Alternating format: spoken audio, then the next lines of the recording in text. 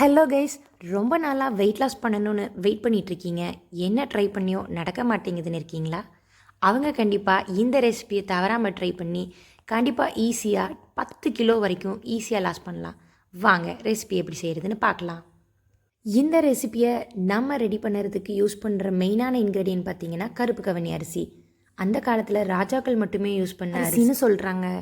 அதுக்கு நம்ம இந்த கருப்பு கவனி அரிசியை ஒரு பேனை நல்லா ஹீட் பண்ணிவிட்டு அதில் கொஞ்சம் ஆட் பண்ணி நல்லா ரோஸ்ட் பண்ணி எடுத்துக்கலாம். இதை நான் மெயின் இன்க்ரீடியண்ட்டாக யூஸ் பண்ணுறதுனால கொஞ்சம் தாராளமாக ஆட் பண்ணிக்கிட்டேன்.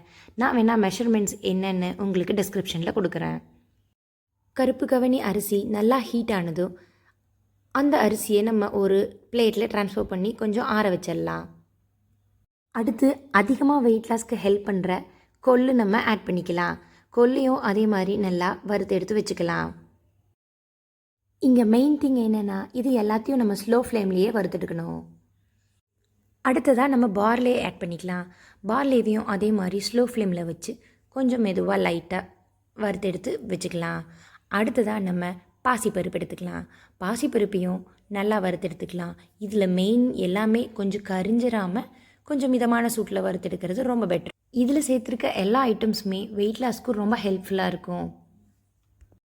வறுத்தெடுத்த எல்லாத்தையும் ஒரு பிளேட்டில் போட்டு நல்லா ஆற வச்சு எடுத்துக்கலாம். அடுத்ததாக நம்ம இனி டேஸ்ட்டுக்காக கொஞ்சம் சீரகம், குருமிளகு அது ரெண்டையும் நம்ம மிதமான சூட்டில் அதே மாதிரி வறுத்தெடுத்துக்கலாம். கூடவே கொஞ்சம் ட்ரைடு கார்லிக் அதையும் சேர்த்து வறுத்தெடுத்துக்கலாம். கார்லிக் தெரியும், அதே என்னடா ட்ரைடு கார்லிக்னு கேட்குறீங்களா? அந்த ட்ரைட் கார்லிக் ரெசிபி ரெடி பண்ணுறதையும் நான் உங்களுக்கு வீடியோ டிஸ்கிரிப்ஷனில் லிங்க் ஷேர் பண்ணுறேன், நீங்கள் செக் பண்ணிக்கோங்க. இந்த வெயிட் லாஸ் பவுடரை நீங்கள் டெய்லி 1 டைம் எடுத்தாலே போதும், நல்ல ரிசல்ட் கிடைக்கும். அந்த 1 டைம் குடிக்கிறதுலையே உங்களுக்கு ரொம்ப ஃபில்லிங்காக ஃபீல் ஆகும். இப்போ நம்ம ரெண்டாவதாக வறுத்த சீரகம், குருமிளகு, ட்ரை பூண்டு இது 3ஐயும் ஒன்றா வறுத்தெடுத்ததையும் நம்ம ஆல்ரெடி வறுத்த கவனி அரிசி கூட அந்த மிக்ஸ் கூட ஆட் பண்ணி எல்லாத்தையும் நீங்கள் மிஷினில் கொடுத்து கூட அரைச்சி எடுத்துக்கலாம். இந்த டைம் கொஞ்சம் அதிகமான குவான்டிட்டி இருந்தனால நான் மிக்சியில் 2 டைம்ஸ் போட்டு அரைச்சி எடுத்துக்கிட்டேன். அரைச்சி எடுத்த பவுடரை கொஞ்சம் சல்லடையில் போட்டு நல்லா சளிச்செடுத்து வச்சுக்கலாம். மிக்சியில் அரைச்செடுத்ததும் இந்த மாதிரி ஒரு பதத்தில் தான் இருக்கும் பாருங்கள். மிக்சியில் அரைச்ச பொடியை ஒரு பிளேட்டில் கொஞ்சம் போட்டு நல்லா கொஞ்சம் ஆற வச்சு எடுத்து வச்சுக்கிட்டால் கொஞ்சம் லாங் டேஸ்க்கு ஸ்டே ஆகும். நான் அந்த பவுடர் நல்லா ஆறுனதும் ஒரு ஏர்டைட் கண்டெய்னரில் போட்டு ஸ்டோர் பண்ணி வச்சுக்கிட்டேன்.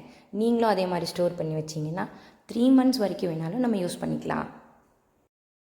அவ்வளோதாங்க, நீங்களும் இந்த ரெசிபியை ட்ரை பண்ணி உங்கள் வெயிட் லாஸ் ஜேர்னியை ஸ்டார்ட் பண்ணுங்கள். இனி அடுத்த வீடியோவில் வேறு ஒரு ரெசிபியோடு உங்களை மீட் பண்ணுறேன். பாய்.